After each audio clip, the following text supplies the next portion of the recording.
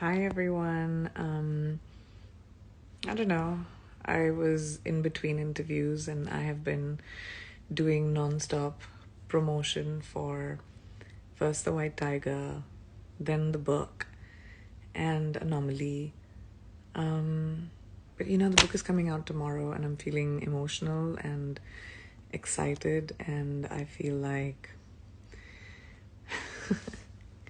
a slew of emotions. There have been so many of you out there who have supported me through my entire career, and there have also been those of you out there who have not. But this is not for you. This is for just people who are curious about me. I'm hoping that with this book, you get to know me a little bit as a person, a little bit more than the headlines that you read about me, a little bit more than whatever is out there about me. So I decided I'm going to give you a sneak peek, okay? I'm going to read a little bit of my book for you. Ready? This is only for you guys. Here it is. It's called Unfinished.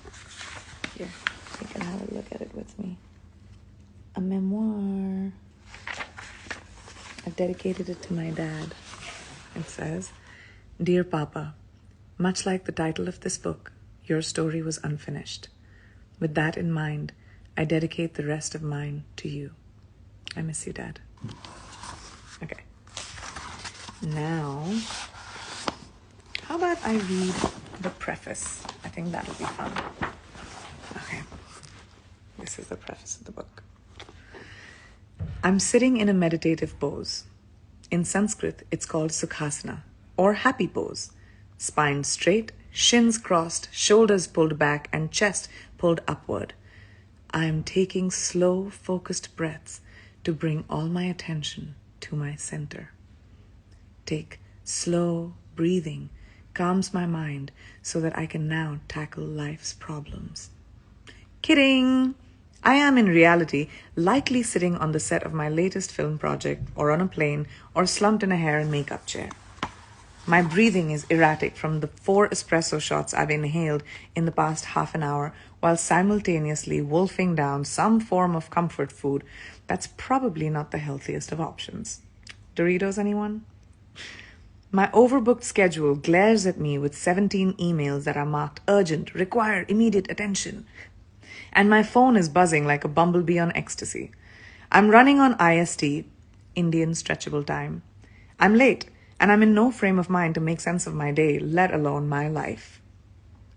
How is this possible when I come from mystical India, the land of yoga, meditation, the Bhagavad Gita, and one of the most learned civilizations of the world? Why am I unable to invoke the infinite wisdom of my ancestors to calm my raging mind when so many people around the world have embraced the teachings of my great country and managed to incorporate its lessons of peace, love, and happiness quite effectively into their lives?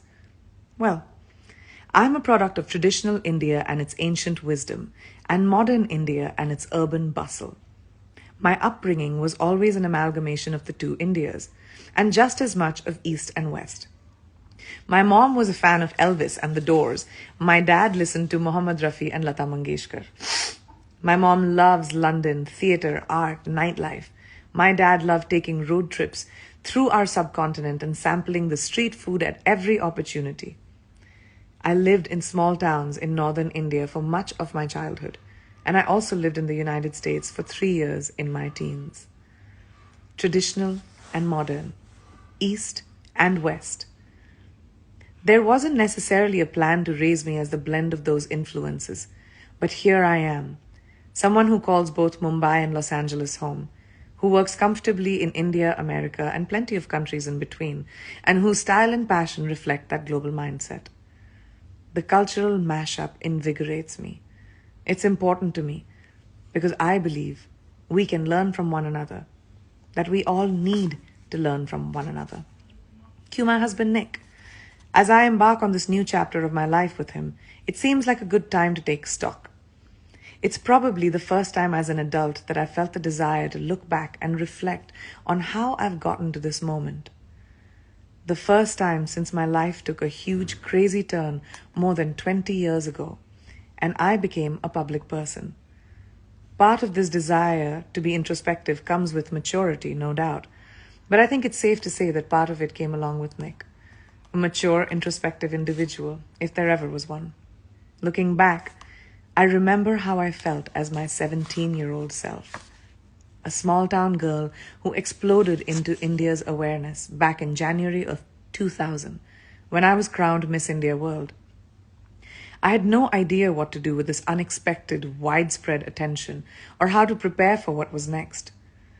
Representing my country on the global stage in the Miss World pageant. My family had no idea either, because we weren't a pageant family or an entertainment family, far from it. My parents were both doctors. With their love, support, and encouragement, I decided I would do my best to learn from each new situation that I found myself in, to throw myself into it wholeheartedly and work as hard as I knew how. Sink or swim? If there was a choice, I was always going to do my damnedest to swim. Admittedly, sometimes my strategy has been flawed, or I haven't learned fast enough. But whatever my failures, they haven't been for lack of effort. I've always felt that life is a solitary journey, and we are each riding on a train, riding through our hours, our days, and our years. We get on alone, we leave alone, and the decisions we make as we travel on the train are our responsibilities alone. Along the way, different people, the family we are born to and the family we choose, the friends we meet, those we come to love and who come to love us, get on and off the cars of our train. We are travelers, always moving, always in flux, and so are our fellow passengers. Our time riding together is fleeting, but it's everything, because the time together is what brings us love, joy, and connection. Which is why I am so grateful to be right here, right now, reflecting with you on my unfinished journey. I hope that whatever I have learned along the way, from fellow passengers, from my own efforts and my own mistakes, can contribute to your journey too. Because as I have discovered, if you're willing to be a student of life, the possibilities are endless. Priyanka. Okay, well, I read you the preface, guys. Let me know what you thought.